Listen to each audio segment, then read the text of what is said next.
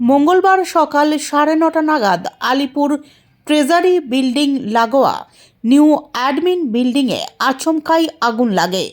প্রথমে ভবনের 4 তলায় আগুন দেখা যায়, পরে তা দ্রুত ছড়িয়ে পড়ে 5 তলার প্যানেল রুমেও। ঘটনার সময় কর্মীরা সবেমাত্র অফিসে আসতে শুরু করেছিলেন। হঠাৎই আগুন লাগার খবর ছড়িয়ে পড়তেই অফিস চত্বরে আতঙ্ক ছড়িয়ে পড়ে। অনেকেই তড়িঘড়ি করে নিরাপদ স্থানে সরে যান। খবর পেয়ে দ্রুত ঘটনাস্থলে পৌঁছয় দমকল বাহিনীর 5টি ইঞ্জিন। প্রায় 40 মিনিটের চেষ্টায় আগুন সম্পূর্ণ নিয়ন্ত্রণে আনা সম্ভব হয়। প্রাথমিকভাবে জানা গেছে বন দফতরের কিছু গুরুত্বপূর্ণ ফাইলপত্র আগুনে পুড়ে গেছে।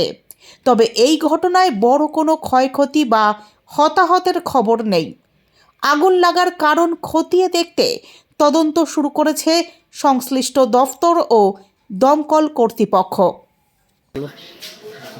আমরা সিভিল ডিফেন্সে আমার খবর পাই এখানে যে একটা ধোঁয়া বার হচ্ছে, সেই জন্য আমরা সঙ্গে সঙ্গে আমরা আমাদের স্টাফ দিয়ে আমাদের সমস্ত অফিস যে ডকুমেন্টস দিয়ে আমরা সঙ্গে সঙ্গে ছুটে আসি এখানে।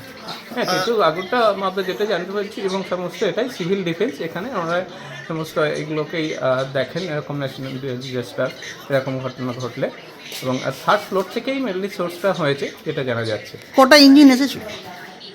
5টা বলেছি, 5টা। হ্যাঁ, ক্ষয়ক্ষতি কিছু? এখনো পর্যন্ত আমাদের ফোনে নেই, কিন্তু যেটা টোটাল যে ইলেকট্রিক লাইনটা তো ড্যামেজ হয়ে আমাদের পুরোটাই নথিপত্র তো কিছু এমন কিছু না না না। নথিপত্র নেই, যাই যে শর্ট সার্কিট হয়েই হয়েছে কি? হ্যাঁ হ্যাঁ। আপনার নামটা? আমার নাম শিবানন্দ জোরদার, ফরেস্ট রেঞ্জ অফিসার।